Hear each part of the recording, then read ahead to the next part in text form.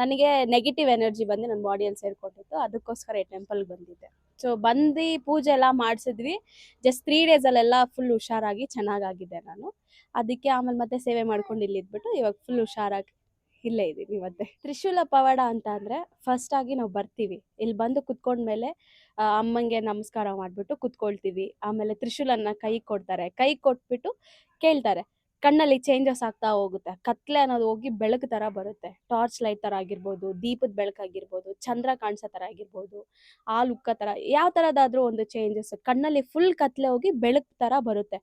ಆಗ ಬಂದಾಗ ನಮ್ಮ ಮನೆ ದೇವ್ರ ಕಾಳಿಯಮ್ಮನ ಇಬ್ಬರನ್ನೂ ಮನಸ್ಫೂರ್ತಿಯಾಗಿ ಬೇಡ್ಕೊಳ್ತಾ ಇದ್ರೆ ಯಾರಾದರೂ ಒಬ್ರು ಬಂದು ದರ್ಶನ ಕೊಡ್ತಾರೆ. ನನಗೆ ಮೊದಲಾಗಿ ಕಾಳಿಯಮ್ಮನೆ ಬಂದು ಭದ್ರಕಾಳಿ ಅವತಾರದಲ್ಲಿ ಬಂದು ದರ್ಶನ ಕೊಟ್ಟಿದ್ರು. ಆವಾಗ ಅವ್ರು ಬಂದಾಗ ಪೂಜೆ ಮಾಡಿ ಅವ್ರನ್ನ ನಾವು ಪ್ರಶ್ನೆ ಕೇಳ್ತಾ ಹೋಗ್ತೀವಿ. ಈಗ ನೀವು ಹೇಗೆ ಪ್ರಶ್ನೆ ನನ್ನನ್ನು ಕೇಳ್ತಾ ಇದ್ರೆ ಅದೇ ಥರ ನಾವು ಪ್ರಶ್ನೆ ಕಾಳಿಯಮ್ಮ ಕೇಳ್ತೀವಿ. ಕಾಳಿಯಮ್ಮ ನಮ್ಗೆ ಉತ್ತರ ಹೇಳ್ತಾ ಹೋಗ್ತಾರೆ. ನೀವು ಈ ಥರ ಮಾಡಿ, ಹೀಗೆ ಮಾಡಿ, ಈ ಥರ ಮಾಡಿ ಅಂತ ಹೇಳ್ತಾ ಹೋದಾಗ ಪ್ರತಿಯೊಂದು ಅಮ್ಮ ಹೇಳ್ದಾಗ ಕೇಳ್ಕೊಂಡು ಹೋಗ್ತಾ ಇರ್ತೀವಿ. 100ಕ್ಕೆ 200% ಸತ್ಯ. ಇಲ್ಲಿ ಯಾವುದೇ ರೀತಿ ಇಲ್ಯೂಷನ್ ಆಗಿರ್ಬೋದು ಆ ಥರದ್ದೆಲ್ಲ ಏನೂ ಇಲ್ಲ. ಹೇಗೆ ಅಂದರೆ ಇವಾಗ ನಾನು ಹೇಗೆ ನಿಮ್ಮ ಜೊತೆ ಮಾತಾಡ್ತಾ ಇದ್ದೀನಿ ಅದೇ ರೀತಿನೇ ಕಾಳಿಯಮ್ಮ ಬಂದು ಶಾಂತಿಯಾಗಿ ಕುತ್ಕೊಂಡು ಕೇಳ್ತಾ ಇರ್ತೀವಿ. ಅಮ್ಮ ನನ್ಗೆ ಹಿಂಗೆ ತೊಂದರೆ ಆಗಿದೆ, ಏನಮ್ಮ ಅಂತ ಕೇಳಿದ್ರೆ ಅಮ್ಮ ಹೇಳ್ತಾರೆ, ಏನೂ ಆಗಿಲ್ಲ, ಯಾಕೆ ಭಯ ಬೀಳ್ತಾ ಇದೆಯಾ, ನಾನಿದ್ದೀನಿ ನಿನ್ನ ಜೊತೆಯಲ್ಲಿ, ನಾನು ಯಾವಾಗಲೂ ನಿನ್ನ ಜೊತೆಯಲ್ಲಿ ಇರ್ತೀನಿ, ನಿನಗೆ ಈ ತೊಂದರೆ ಆಗಿದೆ ನಾನು ಹೇಳ್ತೀನಿ, ನಾನೆಲ್ಲ ಹುಷಾರು ಮಾಡ್ಕೊಳ್ತೀನಿ ಅಷ್ಟೇ ಹೇಳೋದು. ಅಮ್ಮ ನೀನು ಇದನ್ನು ಮಾಡು, ಅದನ್ನು ಮಾಡು, ನೀನು ಈ ಥರನೇ ಇರಬೇಕು, ಆ ಥರನೇ ಇರಬೇಕು ಅಂತ ಏನೂ ಹೇಳೋದಿಲ್ಲ. ಈ ಥರ ತೊಂದರೆ ಇದೆ, ನಾನೇ ನಿನ್ನ ಜೊತೆಲಿ ಇದ್ದೀನಿ, ಯಾಕೆ ಭಯ ಬೀಳ್ತೀಯ, ನಾನೆಲ್ಲ ಹುಷಾರು ಮಾಡ್ಕೊಳ್ತೀನಿ ಅಂತ ಹೇಳ್ತಾರೆ. ಯಾವ ಜನ್ಮಕ್ಕೂ ನಾವು ನೆನೆಸ್ಕೋಬೇಕಾಗಿರೋದೆ. ಯಾವುದಾದ್ರೂ ಬೇರೆ ದೇವಸ್ಥಾನಕ್ಕೆ ಹೋದ್ರೂ ಗರ್ಭಗುಡಿ ಒಳಗಡೆನೆ ಬಿಡೋದಿಲ್ಲ. ಅದು ಬೋರ್ಡ್ ಕೂಡ ಹಾಕಿರ್ತಾರೆ, ಒಳಗಡೆ ಪ್ರವೇಶವಿಲ್ಲ ಅಂತೆಲ್ಲ ಹಾಕ್ಬಿಟ್ಟಿರ್ತಾರೆ. ಆದರೆ ಇಲ್ಲಿ ತಾಯಿಗೆ ಅವರೇ ನಾವೇ ಭಕ್ತಾದಿಗಳು ನಾವೇ ಹೋಗಿ ಅಭಿಷೇಕ ಮಾಡ್ಬೋದು.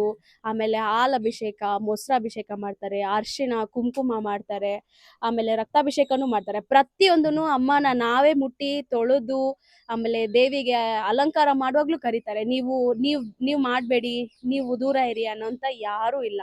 ಇಲ್ಲಿ ಪ್ರತಿಯೊಬ್ಬರು ಬರೋರು ಎಲ್ಲರೂ ಅಮ್ಮನ ಮುಟ್ಟಿ ಆಶೀರ್ವಾದ ತಗೊಂಡು ಅಮ್ಮನ ತೊಳಿಬೋದು, ಅಮ್ಮಂಗೆ ಅಭಿಷೇಕ ಮಾಡ್ಬೋದು. ಇಲ್ಲಿ ಯಾವುದೇ ರೀತಿಯಾದ ನೀವು ಬೇರೆ ಜನ ನಾವು ಬೇರೆ ಜನ ಆ ಥರ ಏನೂ ಇಲ್ಲ. ಬೇರೆಯವ್ರದ್ದೆಲ್ಲ ಏನು ಬೇಡ. ನೀವು ಕೇಳಿದ ಕ್ವಶನ್ ತುಂಬ ಚೆನ್ನಾಗಿದೆ. ಏನಂತಂದರೆ ನಾನು ಬೇರೆ ಯಾರ್ದು ಉದಾಹರಣೆ ತಗೊಳಕ್ ಹೋಗಲ್ಲ, ನಂದು ನಾನೇ ತಗೊಳ್ತೀನಿ. ಯಾಕಂದರೆ ನಾನು ಎರಡು ತಿಂಗಳು ಮೇಲೆ ಜಾಸ್ತಿ ತೊಂದರೆ ಬಿದ್ದುಬಿಟ್ಟೆ. ಏನಂದರೆ ಎಲ್ಲ ದೇವಸ್ಥಾನಕ್ಕೆ ಹೋಗ್ತಾ ಇದ್ದೆ, ಎಲ್ಲ ದೇವಸ್ಥಾನಕ್ಕೆ ಹೋದ್ರೂ ಬರೀ ಹೊಡಿಯೋದು, ಬೈಯೋದು, ತಲೆ ಹಿಡ್ಕೊಂಡು ಜುಂಗಾಡೋದು, ಮತ್ತೆ ಹೋಗುತ್ತೆ ಹೋಗಿ ಅಂತ ಕಳಿಸೋದು. ಅವ್ರು ಕೊಡೋ ಏಟಿಗೆನೆ ಭಯ ಬಿದ್ದು ದೆವ್ವಗಳು ಹೋಗ್ತಾ ಇದ್ವು. ವಾಪಸ್ ಮನೆಗೆ ಬಂದಿದ್ರೆ ಮನೆಗೆ ವಾಪಸ್ ಜೊತೆಲೇ ಬಂದ್ಬಿಡ್ತಾ ಇದ್ವು. ಸೊ ಆ ಥರ ಎಲ್ಲ ಜಾಸ್ತಿ ಆಗ್ತಾ ಇತ್ತು. ಮತ್ತು ನನಗೆ ಫುಲ್ ಈ left hand left leg full ಸ್ವಾಧೀನನೇ ಇದ್ದಿಲ್ಲ. ನಮ್ಮಪ್ಪ ನಮ್ಮ ಅಣ್ಣಂದ್ರು ನಮ್ಮಮ್ಮ ಎಲ್ಲರೂ ಎತ್ಕೊಂಡು ಓಡಾಡ್ತಾ ಇದ್ರು. ನಾನೇ 2 ತಿಂಗಳು ಫುಲ್ ಕಷ್ಟ ಬಿದ್ದುಬಿಟ್ಟಿದ್ದೀನಿ. ಬೇರೆಯವ್ರದ್ದೆಲ್ಲ ಯಾರ್ದು ಬೇಡ, ನಂದೇ ಹೇಳ್ತಾ ಇದ್ದೀನಿ ಅದಕ್ಕಂತಾನೆ. ಆಮೇಲೆ ಇಲ್ಲಿಗೆ ಬಂದು ಮಶಾನದಲ್ಲಿ ಕರ್ಕೊಂಡು ಹೋಗಿ ಪೂಜೆ ಮಾಡಿಸಿದ್ರು. ಸ್ವತಃ ನಮ್ಮ ಅಣ್ಣನೇ ಎಲ್ಲ ಫಸ್ಟು ಅಮ್ಮ ಜೊತೆ ಮಾತಾಡಿದ್ದೆ ನಮ್ಮ ಅಣ್ಣ. ಹಂಗಾಗಿ ನಮ್ಮ ಅಣ್ಣನೇ ಎಲ್ಲ ಕಡೆ ಹೋಗಿ ತೊಂದರೆ ಏನೇನಾಗಿದೆ ಅಂತೆಲ್ಲ ನೋಡಿ, ತ್ರಿಶೂಲದಲ್ಲಿ ನಮ್ಮ ಮನೇಲಿ ಏನೇನಿತ್ತು ತೊಂದರೆ ಎಲ್ಲ ನೋಡಿ, ಮಶಾನದಲ್ಲಿ ಕಾಳಿ ಅಮ್ಮನೇ ಹೋಮದಲ್ಲಿ ನಿಂತ್ಕೊಂಡಿರೋ ಥರ ಕಾಣಿಸುತ್ತೆ. ಅಮ್ಮ ಬಂದು ನಮ್ಮ ಮೈಯಲ್ಲಿ ಏನೇ ಇದ್ರೂ ಒಂದು ದಾರ ಥರ ಹಾಕಿ ಎಳೆಯೋ ಥರ ಹಂಗೆ ಕಾಣಿಸುತ್ತೆ. ಆ ಥರ ಅದು ಕ್ಲೀನಾಗಿ ಗೊತ್ತಾಗುತ್ತೆ. ಆ ಕೈ ಕಾಲೆಲ್ಲ ಏನು ಹೋಗಿತ್ತು, ಅಮ್ಮ 3 ದಿನ ಜಸ್ಟ್ 3 ದಿನ ಟೈಮ್ ಕೊಟ್ಟರು. ಆಮೇಲೆ ಹೋಗಿ 3 ದಿನದಲ್ಲಿ ಅಮ್ಮ ಹೇಳಿದ್ರು, ನನ್ನನ್ನು ಹಿಡ್ದು ನೀನು ಕುತ್ಕೋ, ನಿನ್ಗೆ ಬೆಳಕು ಕೊಡ್ತೀನಿ ನಾನು ಅಂತ ಹೇಳಿದ್ರು. ಕುತ್ಕೊಂಡು ಕೇಳಿದೆ, ಬೆಳಕು ಬಂತು. ನಾನು ಫಸ್ಟಾಗಿ ಗೊತ್ತಾಗ್ತಾ ಇದ್ದಿಲ್ಲ ನನಗೆ, ಅಮ್ಮ ಬಂದು ಮಾತಾಡೋದೇನು ಅರ್ಥ ಆಗ್ತಾ ಇದ್ದಿಲ್ಲ. ಅಮ್ಮ ಭಾಷೆನೇ ಬೇರೆ ಥರ ಇರುತ್ತೆ, ನಮ್ಗೆ ಅರ್ಥ ಆಗಲ್ಲ ಅಂತ ಅಮ್ಮ ನಮ್ಮ ಭಾಷೆಯಲ್ಲಿ ಮಾತಾಡ್ತಾರೆ. ಮತ್ತೆ ಅದು ಎಲ್ಲ ಒಂಥರ ಮಿರಾಕಲ್ ಥರನೇ ಹೇಳ್ಬೋದು ನಿಜ ಹೇಳೋಕೆ. ಹೌದು, ಪ್ರತಿಯೊಬ್ಬರಿಗೂ ವಾಸಿ ಆಗುತ್ತೆ. ಇಲ್ಲಿ ತುಂಬಾ ಜನ ಇದ್ದಾರೆ ಅದೇ ತರ ಉದಾಹರಣೆಗೆ. ಏನಂತಂದ್ರೆ ತುಂಬಾ ಇಲ್ಲಿ ಬರೋರೆಲ್ಲ ವಾಮಾಚಾರ ಮಾಡಿರೋರು, ಮಾಟ ಮಂತ್ರ ಮಾಡಿರೋದು, ಇಲ್ಲ ವಾಮಾಚಾರ ಇದು ಚಂಡಿ ಪ್ರಯೋಗ ಮಾಡಿರೋಂಥದ್ದು, ರಕ್ತ ಬಲಿ ಕೊಟ್ಟು ಇವ್ರಿಗೆ ಹಾಳಾಗ್ಬೇಕು ಅನ್ನೋದು ಮಾಡಿಸಿರೋದು, ಇಂಥವೆಲ್ಲ ತುಂಬಾ ಬರುತ್ತೆ. ಏನಂತಂದ್ರೆ ಅವ್ರಿಗೆ ಅಮ್ಮನೇ ಬೆಳಕಲ್ಲಿ ಉತ್ತರ ಕೊಟ್ಟು ಅವ್ರಿಗೆ ಏನ್ ಪೂಜೆ ಮಾಡಿಸ್ಬೇಕು ಅಂತ ಅಮ್ಮನೇ ಹೇಳ್ದಾಗ ಆ ಪೂಜೆ ಮಾಡಿಸಿದ್ರೆ ಪ್ರತಿಯೊಂದನ್ನು ಅಮ್ಮ ಇದೇ ದಿನದಲ್ಲಿ ನಿಮ್ಗೆ ಕ್ಲಿಯರ್ ಆಗುತ್ತೆ ಅಂತಾನು ಕ್ಲೀನಾಗಿ ಹೇಳ್ಬಿಟ್ಟು ಹೋಗುತ್ತೆ ಅಮ್ಮ. ಅದು ಅಮ್ಮ ಹಂಗೆ ಮಾಡಿ ಮಾತು ಹೆಂಗೆ ಹೇಳುತ್ತೋ ಹಂಗೆ ನಡೆಸ್ಕೊಡುತ್ತೆ ಅಮ್ಮ. Good question. ಏನು ಅಂತ ಅಂದ್ರೆ ಇವಾಗ ಡಿಜಿಟಲ್ ಯುಗ ಅಂತ ಎಲ್ಲರೂ ಹೇಳ್ತಾ ಇದ್ದಾರೆ. ತುಂಬಾ ಜನ ಇವಾಗ ರೀಸೆಂಟ್ ಆಗಿ ತುಂಬಾ ಅನ್ಯೂಶುವಲ್ ಆಗಿರೋ ಕಮೆಂಟ್ಸ್ ಆಗಿರ್ಬೋದು, ಇದೆಲ್ಲ ತುಂಬಾ ನಡೀತಾ ಇದೆ. ಯಾಕಂದ್ರೆ ತುಂಬಾ ಜನ ದುಡ್ಗೋಸ್ಕರ ಮಾಡೋರು ಇರ್ತಾರೆ, ಆಯ್ತಾ. ಸೊ ಇಲ್ಲಿ ಏನಂತ ಅಂದ್ರೆ, ನಾವು ತಿನ್ನೋ ಅನ್ನ ಎಷ್ಟು ಸತ್ಯನೋ ದೇವ್ರಿರೋದು ಅಷ್ಟೇ ಸತ್ಯನೇ, ನನಗ್ ಅನ್ಸಿದ ಮಟ್ಟಿಗೆ. ಬೇರೆಯವ್ರ ಕತೆ ನನಗ್ ಗೊತ್ತಿಲ್ಲ. ಆ ತಾಯಿನ ನಂಬಿ ನಾವು ಅನ್ನ ತಿಂತಾ ಇದೀವಿ, ಅದು ಕೂಡ ಅನ್ನಪೂರ್ಣ ತಾಯಿನೇ. ಅದೇ ತರ ಆ ದೇವ್ರು ಹೇಗಿದಾರೋ, ಅನ್ನ ಹೇಗಿದ್ಯೋ, ಆ ದೇವ್ರು ಇರೋದು ಸತ್ಯನೇ. ನಾನು ಅದೇ ಹೇಳಕ್ ಇಷ್ಟಪಡೋದು.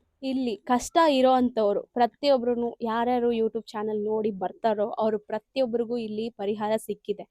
ಈಗಲೂ ನಾನೇನು ಹೇಳ್ತೀನಿ ಅಂದ್ರೆ, ಆ ತಾಯಿನ ನಂಬಿಟ್ಟು ಬಂದ್ರೆ ಸಾಕು. ಆ ಅಮ್ಮ ಅಮ್ಮ ಅಂತ 2 ಸತಿ ಕಾಳಿ ಅಮ್ಮ ಬಾ ಅಮ್ಮ ನನ್ನ ಜೊತೆಲಿ ಇರು ಅಂತ ಕರೆದ್ರೆ ಸಾಕು, ಆ ಅಮ್ಮ ನಮ್ಮ ಜೊತೆನೆ ಹೆಜ್ಜೆ ಇಟ್ಕೊಂಡು ಬರೋ ತರ ಅನ್ಸುತ್ತೆ. ನಮ್ಗೆ ಫೀಲ್ ಆಗುತ್ತೆ. ಆ ತರನೇ ಪ್ರತಿಯೊಬ್ರಿಗೂನು ಆ ತರ ಅನ್ಸ್ತಾ ಇರುತ್ತೆ. ಆ ಅಮ್ಮನ ನಂಬಿ ಬಂದ್ರೆ ಸಾಕು, ಆ ಅಮ್ಮ ಇಷ್ಟು 3 ದಿನದಲ್ಲಿ ನಾನು ಹಿಂಗ್ ಹುಷಾರ್ ಮಾಡ್ಕೊಳ್ತೇನೆ, 3 ದಿನಾನೇ. ಅದಕ್ ಮೇಲೆ 1 ದಿನ ಜಾಸ್ತಿನೂ ಹೋಗೋದಿಲ್ಲ, ಅದ್ರ ಕೆಳಗಡೆ 1 ದಿನ ಕಮ್ಮಿನೂ ಬರೋದಿಲ್ಲ. ಆ ಅಮ್ಮ ಡೇಟ್ ಕೊಟ್ರೆ ಅದೇ ದಿನದಲ್ಲಿ ಆ ಅಮ್ಮ ಹುಷಾರ್ ಮಾಡ್ಕೊಂಡೇ ಮಾಡ್ಕೊಂತಾರೆ.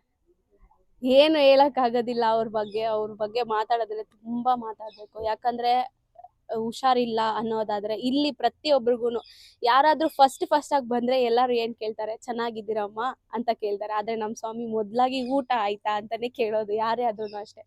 ತುಂಬಾ ಒಳ್ಳೆಯವರು. ಆಮೇಲೆ ತುಂಬಾ ಜನ ಇವಾಗ ನಾವೇ ನೋಡಿದ್ದಂಗೆ, ಇವಾಗ ಯಾರಿಗಾದ್ರೂ ದುಡ್ಡಿನ ಸಮಸ್ಯೆ ಇರುತ್ತೆ, ಅವರು ಬಂದಿರ್ತಾರೆ, ಇಲ್ಲಿ ತೊಂದರೆ ಆಗಿದೆ ನಮ್ಗೆ ಅಂತ. ಸ್ವಾಮಿ ಒಂದ್ ಸ್ವಲ್ಪನೂ ಯೋಚನೆ ಮಾಡೋದಿಲ್ಲ, ನೀನ್ ಮಾಡ್ಸ್ಕೊಮ್ಮ, ನೀನ್ ಫಸ್ಟ್ ಹುಷಾರಾಗು, ನಾನ್ ನಿನ್ನೇನ್ ದುಡ್ಡು ಕೇಳ್ತಾ ಇಲ್ಲ ತಾನೆ ಅಂತ ಅದೇ ಮಾತೆ ಕೇಳ್ತಾರೆ ಸ್ವಾಮಿ. ನಮಗೂ ಅದೇ ಹೇಳಿದ್ರು, ನಾವು ಸ್ವಲ್ಪ ದುಡ್ಡಿಂದ ತೊಂದರೆಯಲ್ಲಿ ಬಂದಿದ್ವಿ. ಫಸ್ಟ್ ನಿನ್ ಮಗಳನ್ನ ಹುಷಾರ್ ಮಾಡ್ಕೊಮ್ಮ, ನಾನೇನ್ ನಿನ್ನ ದುಡ್ಡು ಕೇಳ್ತಾ ಇದೀನ ಫಸ್ಟ್ ಅಂತ ಕೇಳ್ತಾರೆ ಸ್ವಾಮಿ. ಯಾವತ್ತು ದುಡ್ಡಿಗಾಗ್ಲಿ ಯಾವ್ದಕ್ಕೂ ಇಲ್ಲ. ಮನಸ್ಸು ಎಷ್ಟು ಚೆನ್ನಾಗಿದೆ ಸ್ವಾಮಿ ಅಂದ್ರೆ ಹೇಳಕ್ಕೆ ಆಗೋದಿಲ್ಲ, ಅಷ್ಟು ಒಳ್ಳೆಯವರು ಸ್ವಾಮಿ ನಿಜವಾಗ್ಲೂ. ಯಾರೇ ಆದ್ರೂನು ನಾನು ಸ್ವಾಮಿ, ನನಗೆ ಬೇರೆ ಪೊಸಿಷನ್ ಇದೆ, ಇವರೆಲ್ಲ ಭಕ್ತಾದಿಗಳು ಬಂದಿರೋದು ಅಂತೆಲ್ಲ ಹೇಳ್ತಾರೆ. ಆದ್ರೆ ಸ್ವಾಮಿ ಆ ತರ ಎಲ್ಲ ಏನು ಇಲ್ಲ. ಅಣ್ಣ ತರಾನೇ, ನಿಮ್ಗೆ ಅಣ್ಣ ತರ, ನನಗೆ ಒಂದು ಅಪ್ಪ ತರ ಸ್ಥಾನ ಕೊಟ್ಟು ಇಲ್ಲಿ ಇರೋ ಪ್ರತಿಯೊಬ್ಬರಿಗೂ ಸ್ವಾಮಿ ಇಲ್ಲೇ ನಾವೇನ್ ಪ್ರಸಾದ ಮಾಡ್ತೀವಿ ಇದೇ ಪ್ರಸಾದನೇ ತಿಂತಾರೆ. ಆಮೇಲೆ ಇಲ್ಲಿ ಇರೋ ಮರದ ಕೆಳಗಡೆನೆ ಮಲ್ಕೊಂತಾರೆ, ಇಲ್ಲೇ ಇರ್ತಾರೆ, ಪ್ರತಿಯೊಬ್ಬರನ್ನು ಮಾತಾಡ್ಸ್ತಾರೆ. ಅವ್ರು ಬೇರೆ ಇವ್ರು ಬೇರೆ ಅಂತ ಹೇಳೋದಿಲ್ಲ. ಅವ್ರಿಗೆ ಕಣ್ಣಿಗೆ ಕಾಣಿಸೋ ಪ್ರತಿಯೊಬ್ಬರನ್ನು ಮಾತಾಡ್ಸ್ತಾರೆ. ಅವ್ರು ಮೊದಲು ಕೇಳೋ ಪ್ರಶ್ನೆನೆ, ಎಲ್ಲಾರು ಊಟ ಮಾಡಿದ್ರ? ಫಸ್ಟ್ ಸ್ವಾಮಿಗೆ ಹೊಟ್ಟೆ ತುಂಬಬೇಕು, ಆಮೇಲೆನೆ ಏನೇ ತೊಂದರೆ ಇದ್ರು ಸ್ವಾಮಿ ವಿಚಾರಿಸೋದು.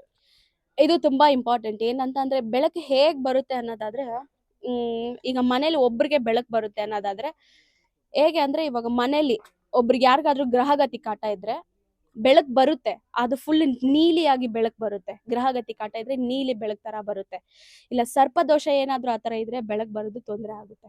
ಇಲ್ಲಾಂದ್ರೆ ತುಂಬಾ ಏನಾದ್ರು ಚಂಡಿ ಪ್ರಯೋಗ ಆ ತರದ್ ಏನಾದ್ರು ಮಾಡ್ಬಿಟ್ರೆ ಬೆಳಕ್ ಬರೋದು ತುಂಬಾ ಕಷ್ಟ ಆಗುತ್ತೆ.